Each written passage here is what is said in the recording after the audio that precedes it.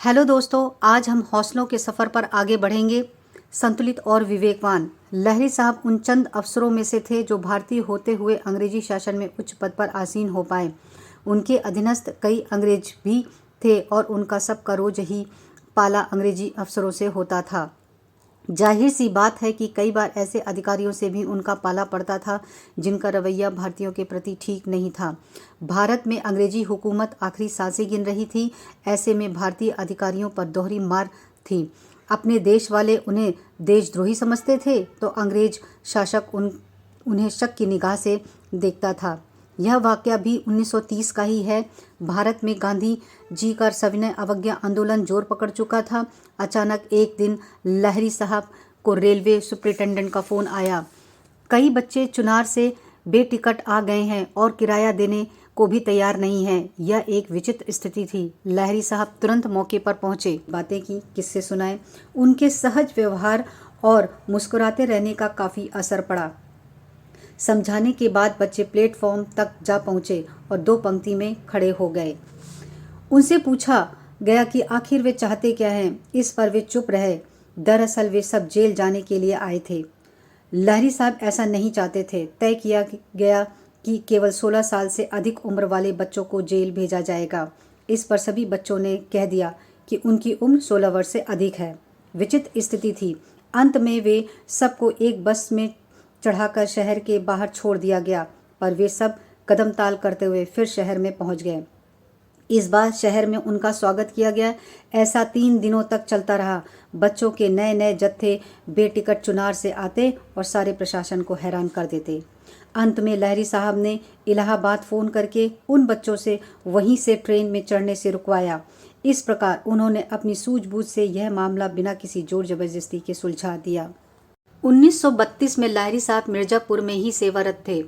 वहाँ के जिला अधिकारी मिस्टर C.D. हुड उन अधिकारियों में से थे जिन्हें यह गलतफहमी थी कि हर व्यवस्था को बनाए रखने का भार अंग्रेजों पर ही है। वहाँ ओझला नाले पर हर साल एक मेला लगता था। यह सालाना मेला वहाँ के उन मल्लाहों के सम्मान में लगाया जाता था जिन्होंने प्रथम विश्व युद्ध में ईरान और इराक की सीमा पर स्थित यूफ्रेट्स नदी पार करने में अंग्रेजी सेना की मदद की थी। मिर्जापुर के 2 बड़े कालीन व्यापारी इस मेले के आयोजन के लिए बड़ी धनराशि खर्च कर रहे थे। मेले का खर्चा नागरिकों द्वारा उठाए जाने के बावजूद उन सबको 2ym दर्जे के इंतजाम में बैठना पड़ता था।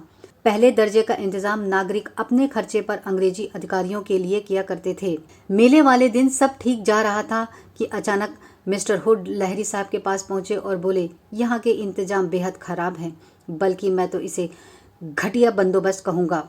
लहरी साहब सब समझ नहीं पाए कि अचानक मिस्टर हुड को क्या हुआ। फिर मालूम हुआ कि उनके पहले दर्जे के पाले में, जो कि उस वक्त खाली थे, में कुछ स्थानीय नागरिक जाकर के बैठ गए थे। मिस्टर हुड को यह अपनी शान के खिलाफ लगा। लहरी साहब उनके इस व्यवहार से बहुत दुखी हुए। उन्होंने इस संदर्भ में घर पहुंचते ही मिस्टर हुड को एक पत्र भी लिखा। पत्र पढ़कर अपने व्यवहार पर पुनर्विचार करने की बजाय मिस्टर हुड ने डिविजनल कमिश्नर मिस्टर पन्नालाल को पत्र दिखाते हुए लहरी साहब की शिकायत कर डाली। लहरी साहब को तलब किया गया।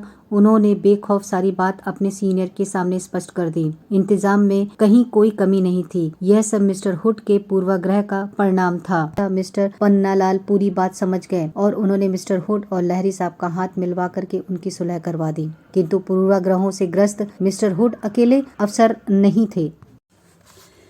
गांधी इरविन पैक्ट 1931 और भारत छोड़ो आंदोलन 1942 के बीच महात्मा गांधी का जेल में आना जाना लगा ही रहता था। यह वही समय था जब सभी कांग्रेसी नेताओं पर अंग्रेजी सरकार की पैनी नज़र थी और अधिकांश बड़े नेता जेल में ही थे। ऐसे में महात्मा गांधी से संबंधित किसी भी मसले पर अंग्रेज हुक्मरान ज़रूरत से ज़्यादा अधीर हो उठते थे।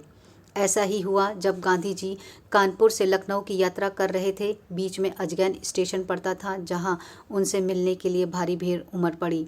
भीड़ संभालने के लिए पुलिस की मदद ली गई। उस समय लहरी साहब उन्नाव के एसपी थे। बंदोबस्त बिना किसी अवांछनीय घटना के पूरा हुआ। इस बात से पूरा महकमा बहुत खुश हुआ। इस यात्रा के कुछ वक्त बाद अचानक लहरी साहब को CID विभाग के DIG मिस्टर RA हर्ट का पत्र प्राप्त हुआ। पत्र में आरोप लगाया गया था कि अजगैन बंदोबस्त के दौरान सब इंस्पेक्टर सूरज नारायण ने अपने हाथों से गांधी जी को माला पहनाई। ऐसा साबित होने पर एक संगीन जुर्म बन जाता, क्योंकि अंग्रेज सरकार की नज़र में गांधी जी विद्रोही थे। पत्र का उत्तर न देते तो लहरी साहब बड़ी मुसीबत में पड़ जाते। फिर सूरज नारायण एक अच्छे अधिकारी थे, ऐसे में उन्हें खुद अजगैन जाकर के मालूमात करना ठीक समझा। पड़ताल के बाद पता चला कि उस दिन जब गांधी जी की गाड़ी स्टेशन पहुंची तो प्लेटफॉर्म पर फूल मालाओं के साथ भारी भीड़ उमड़ पड़ी थी। व्यवस्था बनाए रखने के लिए सूरज नारायण खुद गांधी जी की खिड़की के बगल में जा पहुंचे।